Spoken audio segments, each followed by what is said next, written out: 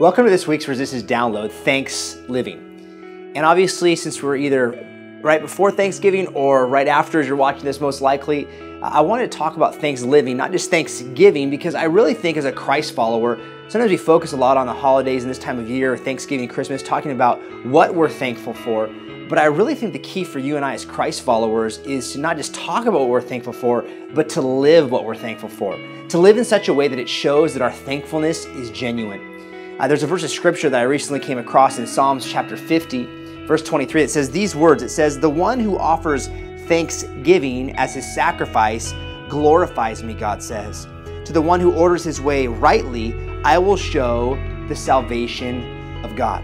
When he talks about in there the fact that as his sacrifice glorifies me, his thanksgiving is a sacrifice, the word there used for thanksgiving is praise rendered by acknowledging and abandoning sin in your life. By acknowledging and abandoning sin in your life. That's what thanksgiving really is. And he says you need to sacrifice that or to slaughter it, to do away with it, to be done with it. And so really what he's saying in Psalms 50 is for you and I, real thanksgiving isn't just verbalizing that we're thankful, but it's living a life that shows the verbal things we say are real and genuine. It's living in such a way that God looks at us and goes, yeah, they really are thankful because I see it in their thanks-living, in their lifestyle that they walk in. And that's super important for you and me as Christ followers. It's important for us to place things around us to remind us that we're called to thanks-living, to live in such a way that really honors the sacrifice that Jesus made for us.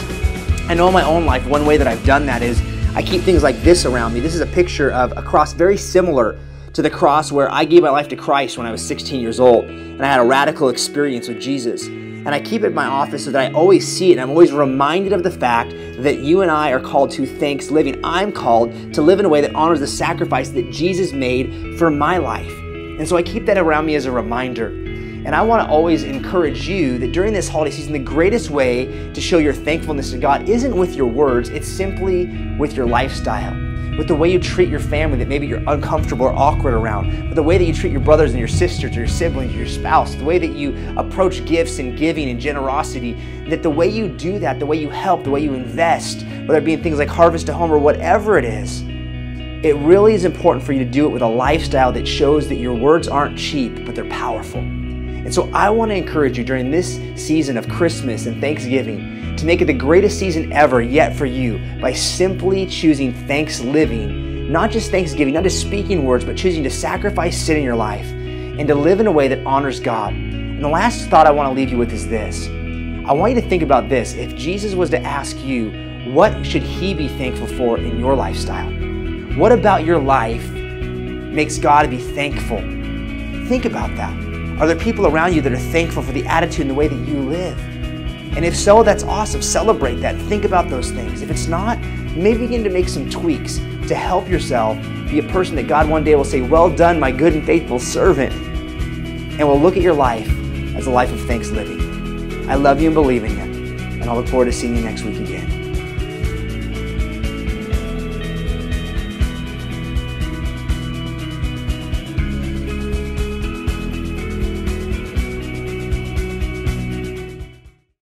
Hi everyone, I'd like to invite you to participate in Christmas to the Community.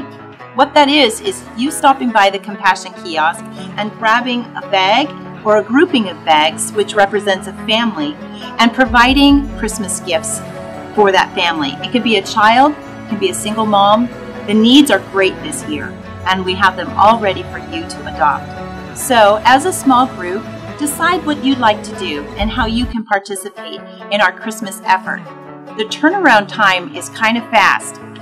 The date on the card is December 14th. We need to have all the gifts back here so that we can distribute all the gifts to the families before Christmas.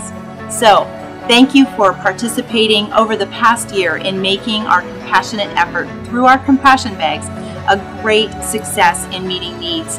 And this is just another need that you can meet. So thank you so much. I look forward to seeing you at the Compassion Kiosk.